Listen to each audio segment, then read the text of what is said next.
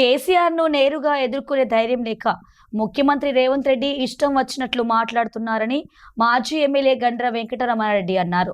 ఈ మేరకు జయశంకర్ జిల్లా కేంద్రంలో ఏర్పాటు చేసిన మీడియా సమావేశంలో వారు మాట్లాడారు. ఎన్నికల్లో ఇచ్చిన హామీలను నెరవేర్చడంలో ప్రభుత్వం పూర్తిగా విఫలమైందన్నారు. ఇప్పటికైనా ముఖ్యమంత్రి రేవంత్ రెడ్డి తన భాషను మార్చుకోవాలని, లేకపోతే చరిత్రహీనులుగా మిగిలిపోతారన్నారు. కృష్ణా వాటర్ యొక్క కేటాయింపులపైన, కృష్ణా నదిపై కట్టేటువంటి ప్రాజెక్టులపైన ఈ రాష్ట్ర ప్రభుత్వం అలసత్వాన్ని, ఉమ్మడి ఆంధ్రప్రదేశ్కు మేలు చేసే విధంగా ఈ రాష్ట్ర ముఖ్యమంత్రి గారు చేస్తున్నటువంటి చర్యలను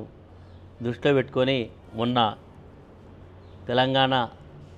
రాష్ట్ర సాధకుడు, తెలంగాణ రాష్ట్రానికి తొలి ముఖ్యమంత్రి కల్వకుంట్ల చంద్రశేఖరరావు గారు ఈ అంశం మీద ప్రజా ఉద్యమాన్ని లేబడతాం అని ముఖ్యంగా నల్లగొండ, మహబూబ్ నగర్, రంగారెడ్డి లాంటి జిల్లాలకు జరుగుతున్నటువంటి అన్యాయాలను దృష్టిలో పెట్టుకొని భారత రాష్ట్ర సమితి తరఫున కేంద్ర రాష్ట్ర ప్రభుత్వాల విధానాలకు వ్యతిరేకంగా ఉద్యమాన్ని చేపడతామని చెప్పిన సందర్భంలో మేమే చర్చ పెడతాం, కేసీఆర్ గారు వచ్చి చర్చలో పాల్గొంటే బాగుంటుంది, ఆయన సూచనలు సలహాలు మాకు బాగుంటాయని చెప్పినటువంటి రేవంత్ రెడ్డి నిన్న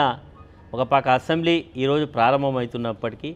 నిన్న అసెంబ్లీలో మాట్లాడాల్సినటువంటి అంశాలను నిన్న పవర్ పాయింట్ ప్రజెంటేషన్ అని పెట్టి వారు మాట్లాడినటువంటి తీరు కేసీఆర్ హరీష్లను ఉరితీసినా తప్పు లేదని చెప్పడం ఏదైతుందో, ఈరోజు రాష్ట్రంలో ప్రభుత్వానికి నేరుగా కేసీఆర్ను ఎదుర్కొనేటువంటి ధైర్యం లేక ఇలాంటి భాష వాడుతూ ఉన్నారు. వారు అనేక సందర్భాలు కేసీఆర్ గారి యొక్క గౌరవానికి భంగం వాటిల్లకుండా మేము వ్యవహరిస్తామని చెప్పినటువంటి దానికి నిన్న మరి రేవంత్ రెడ్డి మాట్లాడిన భాషకు మరి ప్రజలే అర్థం చేసుకోవాల్సిన అవసరం ఉంది. ఈరోజు తెలంగాణ రాష్ట్రాన్ని సాధించిన తర్వాత ఒక ప్రణాళికాబద్ధంగా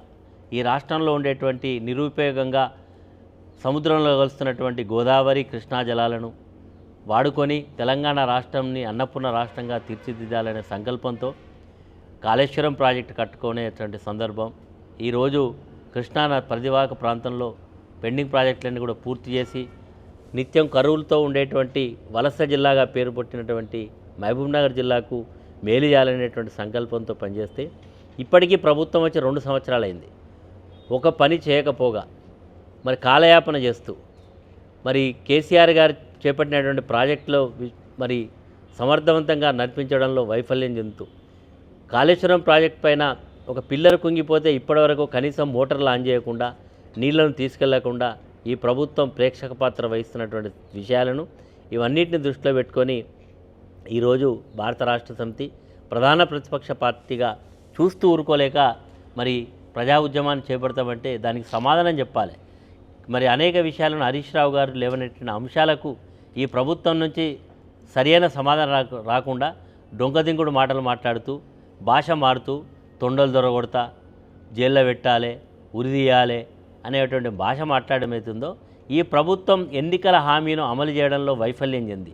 ఇప్పటికే ప్రజల దగ్గరికి వెళ్ళడానికి ముఖం చాటేస్తున్నటువంటి ప్రభుత్వం కనీసం యూరియా ఇవ్వలేనటువంటి స్థితి నుంచి, ఎన్నికల హామీలను అమలు చేసే పరిస్థితుల నుంచి తప్పించుకోవడానికి కృష్ణా నదిపైన మరి కృష్ణా వాటర్లో ఉండేటువంటి నీటి కేటాయింపుల విషయంలో సరి అయినటువంటి సమాధానం లేదు కాబట్టి ఇలాంటి విషయాలు మాట్లాడుతున్నారు. ఇప్పటికైనా తెలంగాణ సమాజం ఈ రాష్ట్ర ముఖ్యమంత్రి ఇలాంటి ముఖ్యమంత్రి అయినందుకు ప్రజలు పశ్చాత్తాపపడుతూ ఉన్నారు.